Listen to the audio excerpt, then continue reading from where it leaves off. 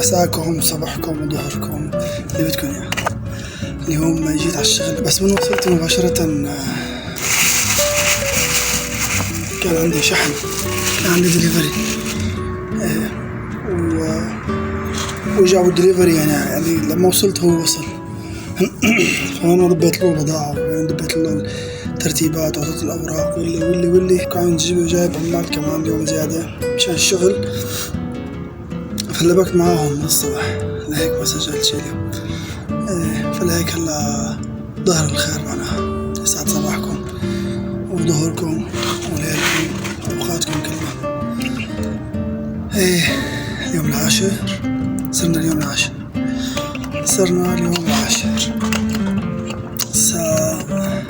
الأمور تمام. اليوم كنت كتير بدي لضل نايم، ما بعرف ليش، مع اني نمت منيح يعني نمت شي 7 ساعات، بس مثل ما حكينا هذيك المرة انه الجسم متعود بهالوقت يكون عز نومته، يكون 3 ساعات ليفيق، فلهيك لحتى اتعود. بس لا قمت، اجبرت حالي وقمت وفتحت الكمبيوتر وقعدت وخفيت مرتين انا قاعد.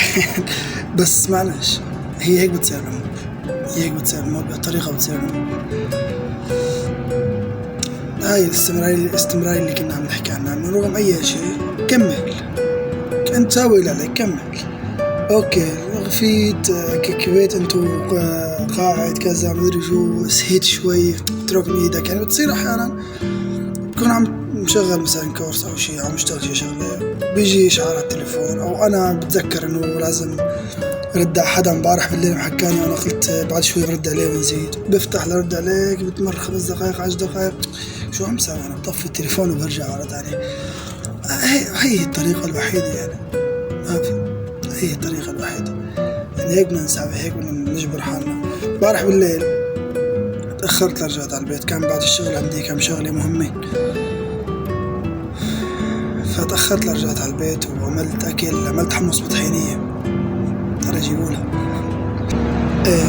فطلعت على الساعة هيك صار تقريبا 9، ما عاد لحق لسه بيتحمم وكذا. طلعت هيك قلت شي نص ساعة ولا 3 ساعة ما رح افتح كمبيوتر ولا شي، مشان انجليزي وما انجليزي. بعد ما مديت هيك لورا وفتحت التليفون، طيب اوكي نص ساعة مو احسن من ماش يا اخي، قليل دام احسن من كثير زائل، صح؟ اوكي خلص، المهم انه موجود، المهم انه انت وصلت له الفكره على مخك انه انا اليوم فتحت، انا اليوم قعدت، انا اليوم عملت اللي علي. عملت شوي بس اوكي عملت يعني بالاخر. والله يعني مثل النبتة العطشانة لازم كل يوم تسقيها، يعني اذا انت ما عندك غير هالقد مي وهي بدها هالقد مي فما تسقيها، لا اسقيها، ما بتموت. نفس الفكره، عضله عم تمرنها لازم بالاسبوع تتمرن 3 مرات او مرتين حسب البرنامج اللي حاط لك اياه.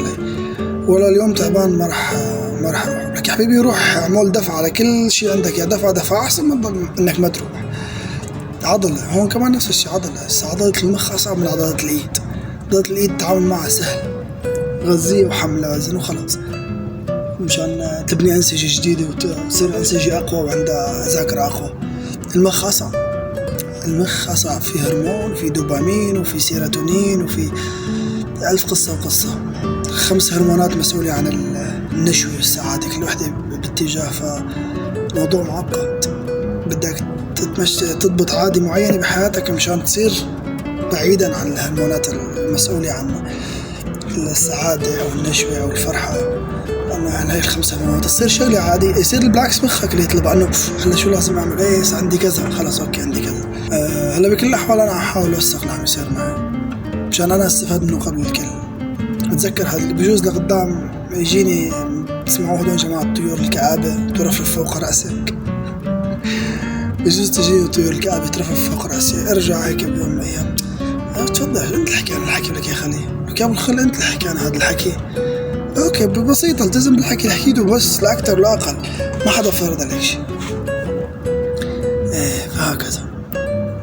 يسعد أوقاتكم يا رب، إن شاء الله أيامكم سعيدة.